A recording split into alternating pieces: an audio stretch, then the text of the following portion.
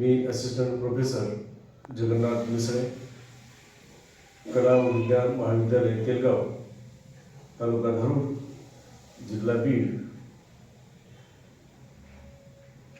आज आपण डॉक्टर बाबासाहेब आंबेडकर मराठवाडा विद्यापीठ छत्रपती संभाजीनगर आयोजित online 7th faculty induction program 15 जून 2026 ते 13 जुलै 2026 या सत्रामध्ये मायक्रो टीचिंग साठी मी बीड जिल्ह्यातील दुग्धजन्य पदार्थ व कृषी उद्योग याविषयी आपणास स्पष्टीकरण सांगणार आहे।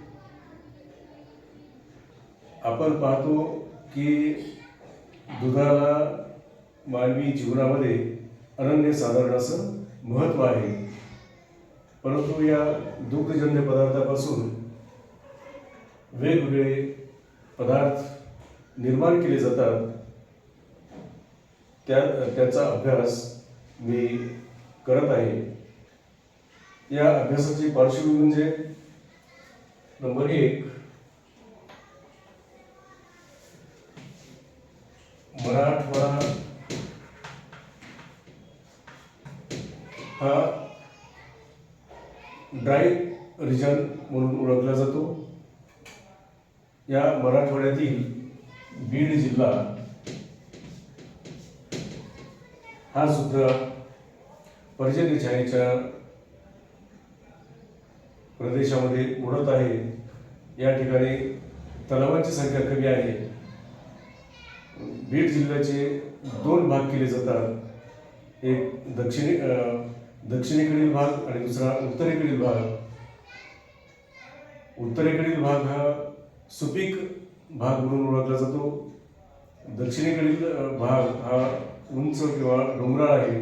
त्याच पद्धतीने पूर्व आणि पश्चिम याही भागामध्ये वेगवेगळ्या पद्धतीने आपणास विभागणी करता येते। पश्चिमेकडील भाग हा दुर्गम किंवा डोंगराळ प्रदेश म्हणूनही ओळखला जातो। यामध्ये पाटोदा तालुक्यातील काही भाग असेल, आष्टी,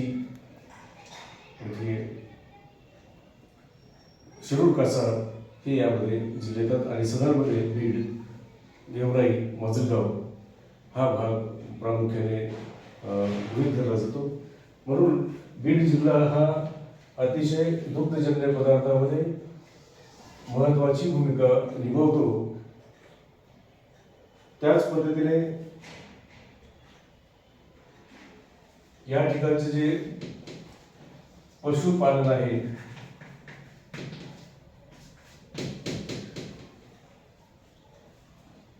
दोन्ही विभागाचा जर आपण अभ्यास केला, जिथं सधन एरिया आहे किंवा सुपीक जमीन आहे अशा ठिकाणी पशुधनाची संख्या कमी असते किंवा जोड शेतीला व्यवसाय म्हणून दुग्धजन्य व्यवसाय केला जात नाही। तर ज्या ठिकाणी सधन जमीन नाही किंवा उत्पन्न चांगल्या पद्धतीने येत नाही अशा ठिकाणी माळरानाची जमीन जास्त आहे आणि त्या ठिकाणी पशुपालकांसाठी दुग्धजन्य पदार्थाची उत्पादन हे करणे अतिशय चांगल्या पद्धतीचे सोयीचे पडते किंवा फायद्याचे पडते।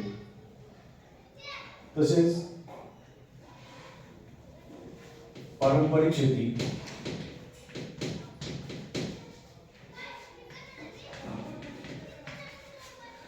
या ठिकाणचे शेतकरी हे प्रामुख्याने पारंपरिक शेती करत आहेत आणि या पारंपरिक शेती पद्धतीमुळे उत्पन्न घटलेलं आपल्याला दिसतं। म्हणून पशु पालन करणे किंवा दुग्धजन्य पदार्थाची निर्मिती करणे यासाठी महत्त्वाचे आहे। त्यानंतर अभ्यासाची व्याप्ती,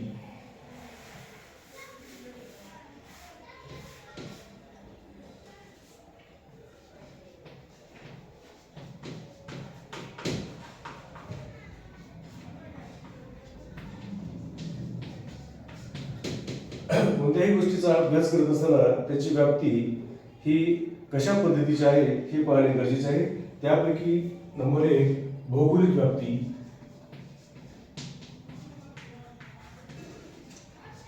नंबर 2 क्षेत्रीय व्याप्ती,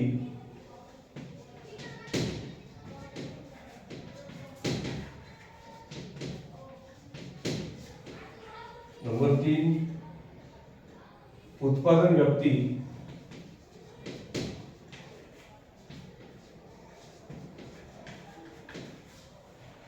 नंबर 4 भागधारक व्याप्ती.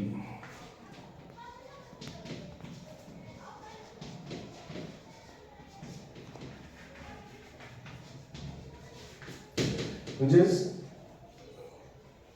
अशा पद्धतीने आपण भौगोलिक व्याप्ती म्हणजे काय, क्षेत्रीय व्याप्ती म्हणजे काय, उत्पादन व्याप्ती म्हणजे काय आणि भागधारक व्याप्ती म्हणजे काय, याही गोष्टीचे यामध्ये प्रामुख्याने समावेश केला जातो. तसेच अभ्यासाची उद्दिष्टे,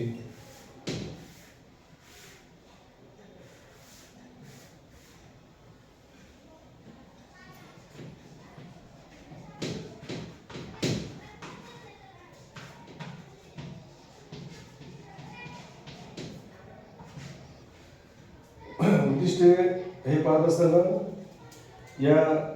यामध्ये वेगवेगळ्या पद्धतीचे 2 गट पाडले जातात.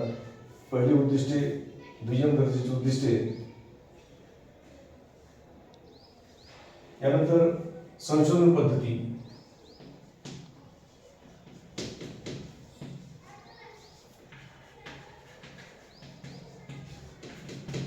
हा बीड जिल्ह्यातील दुग्धजन्य पदार्थ निर्मिती व कृषी उद्योग याचा अभ्यास करत असताना आपण आज संशोधन पद्धती ही व नमुना निवड,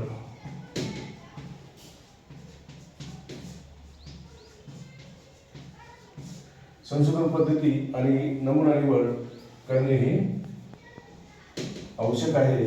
यानुसार याच्या वेगवेगळ्या पद्धती आहेत. एक वर्णनात्मक विश्लेषण, दुसरा प्रत्यक्ष विश्लेषण आणि सहगुणक संबंध, क्षेत्रीय याचा अशा पद्धतीने वेगवेगळे कार्य पाहतो. याचा कार्यकाळ किती किंवा क्षेत्रीय काळ,